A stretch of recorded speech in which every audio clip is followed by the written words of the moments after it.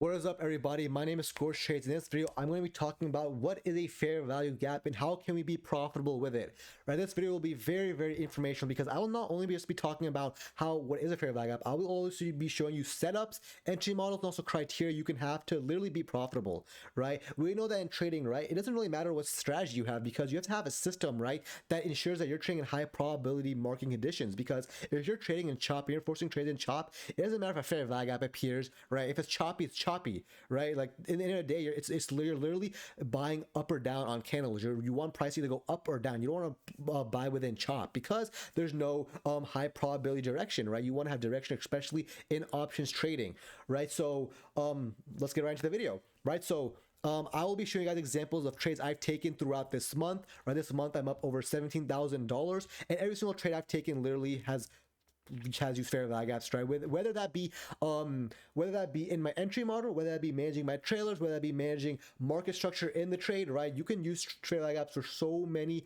reasons, right? I'm gonna be talking about all of them, right?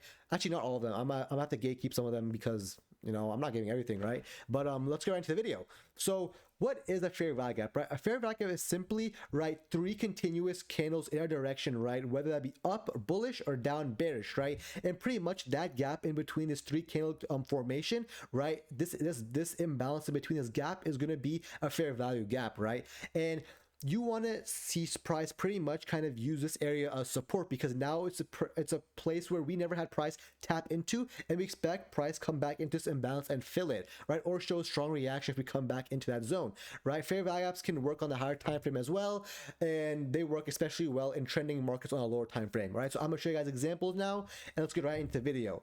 So for the sake of this video, I'm going to disable my indicator, right? But pretty much it marks out for me with volume. But that's not the video. So what do we see here on Tesla, right? So let's first talk about something, right, guys? You have to understand that it doesn't matter if a fair value gap appears and it doesn't, guys, the entry model doesn't matter. What matters is the criteria you take of each trade, right? You need a system, not an entry model. Because if you're trying to force a trade in chop and a fair value gap appears in chop, it's still low probability. Whereas if we're trading in bullish market conditions, right, we're trading in this market condition where clearly higher highs, higher lows, and higher highs are being met, then we can go down the lower time frame and find a lower time frame confluence to kind of play with that trend to the upside or to the downside if we're below our levels, right? We have to understand the bigger picture always. That's why I always tell you guys in every single video, understand market structure, higher highs, higher lows, previous resistance now turn to support, and also to the downside, previous support now turn to resistance. Understand those both scenarios because that's the simplest way you can understand trading, right? And also make your own concepts and understand them,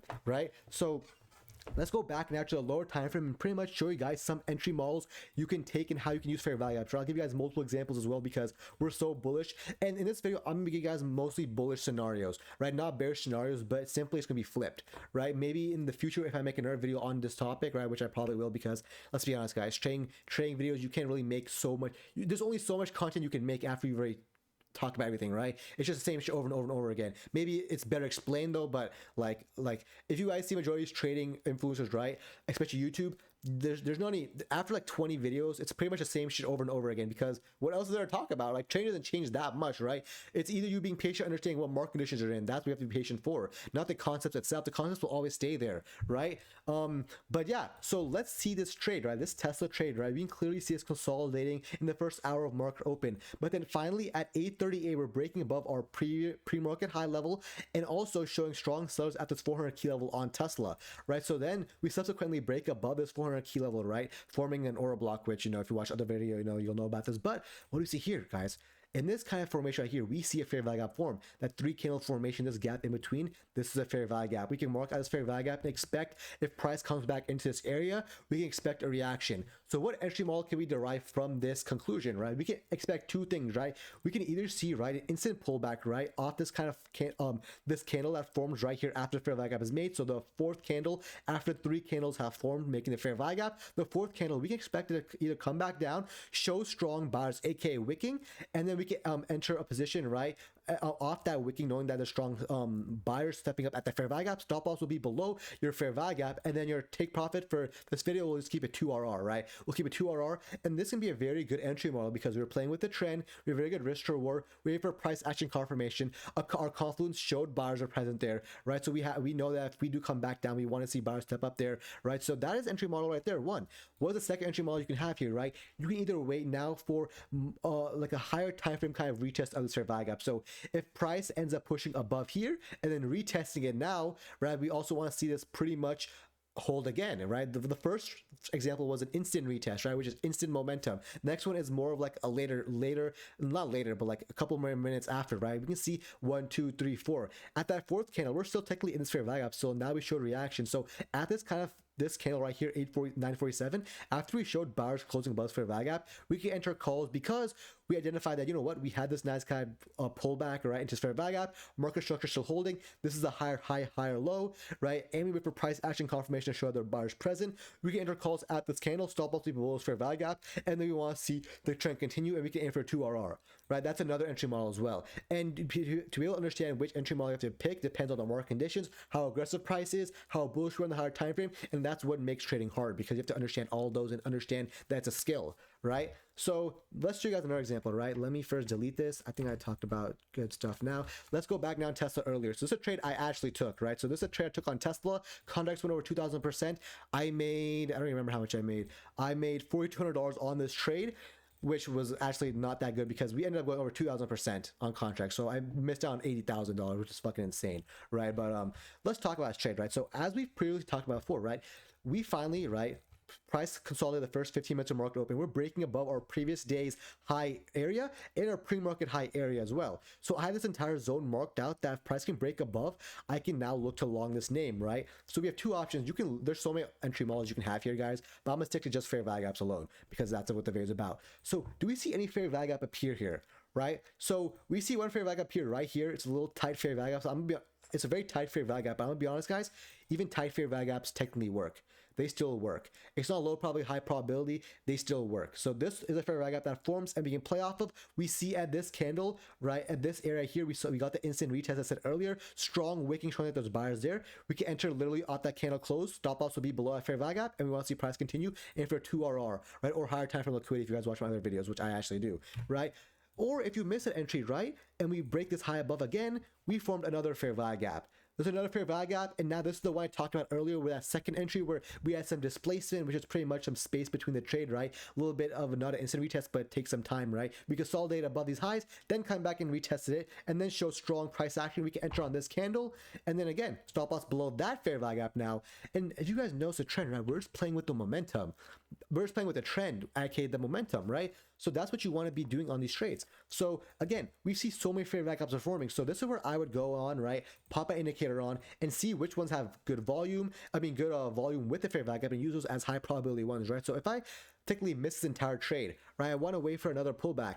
I would wait for a nice retest opportunity, which was right here. We had nice retest of this key level plus these two fair value gaps right here. Showing that, you know what, if you now break below this area, we're not going to be as bullish, right? I want to see us maintain this higher high, higher low, strong price action wick, showing that bars are there. We can enter pretty much off this candle with some price action, right? We can wait a little bit, showing that bars are there. Stop loss blows first fair value gap, and then we want to aim for first high of day, and then, 2R and then higher time for liquidity. So there are so many entry models, but as you guys can see, right, what matters is not the strategy or this fair value gap, the concepts.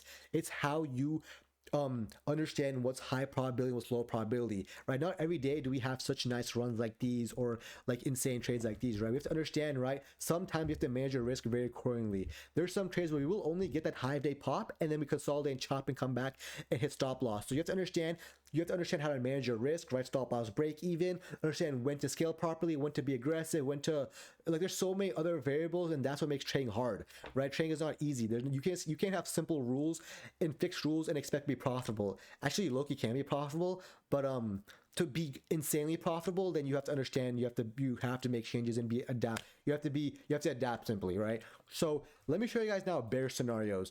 And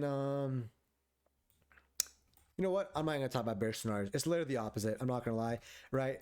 I think I covered pretty much a very good understanding of fair value gaps and how you can use them, right? We always want to enter if you want to be a safe trader, always enter on pullbacks and wait for confirmation. Don't enter on breaks, right? Unless you're a good trader, understand the higher time frame is bullish. Don't really enter on breakouts, right? Unless there's some confirmation or higher time frame, or else it's just low win rate. If you wait for retest, at least you have price action confirmation that the trend, their buyers stepping up at that confluence, right? Otherwise, I think that's pretty much the video, right? I talked about what is a fair value gap, how you can profitable, right? There are also criteria, right? We want to be playing above and below our levels, right? So preferably you want to be playing, right, waiting for a fair value gap to appear above our key levels. So let me open text, right? Wait for fair value gap to appear above YDH plus pre-market high, or downside YDL plus pre-market low. It's a very simple strategy for beginners, right? Literally wait till above both key levels or below key levels, and then wait for fair value gap or you know, any confluence you want to use, right? That's literally how you can use it. And there's also a next level to understanding fair value gaps, and I'm going to talk about it a little bit, right? This is something I would kind of talk about in mentorship, but I'll talk a little bit about here. Guys, you can also use fair value gaps to understand if we're going to be bullish or bearish or high probability price action for the day. If we're showing fair value gaps, or we're showing that so think about it. So let's take a step back. In this area, do you think this is good price action or bad price action? Do you think this is choppy or not choppy? And it's choppy, right? And do you guys see any fair value gaps forming here?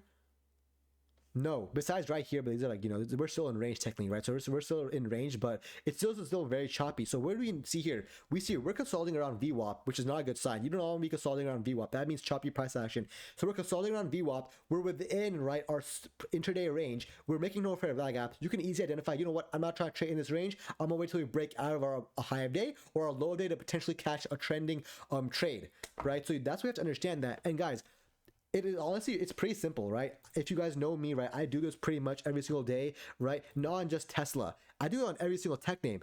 I'm gonna show you guys my charts, right? Wait, where did my charts go? Oh my god, I think I clicked. I can't believe I used this one. Yeah, so where are my charts? Oh, that's weird. Oh,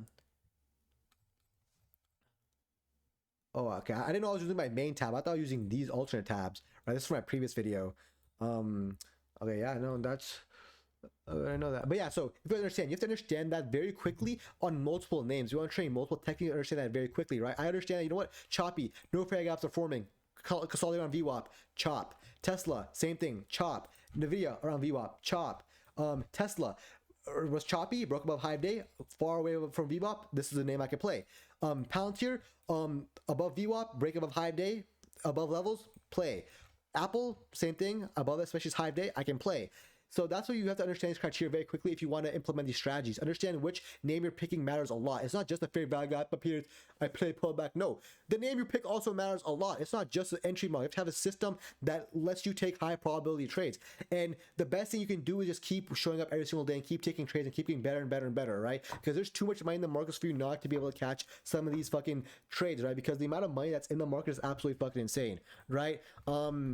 But yeah, again, and it's also not just tech names. You have to also understand QQ and SPY, right? QQ and SPY if we're showing bullish or bearish price action, right? I'm kind of getting off topic now. How long is this video? 13 minutes long. But look at this.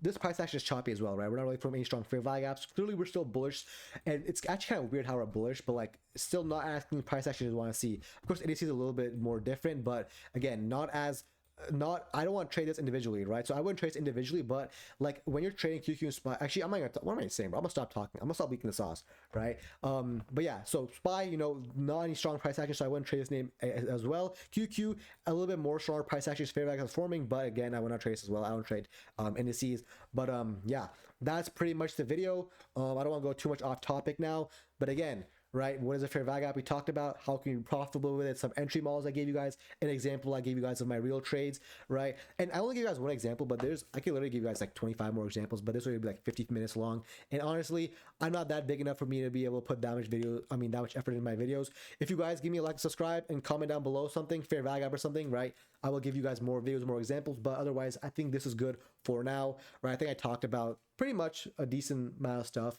right? But yeah. That's the video. Peace.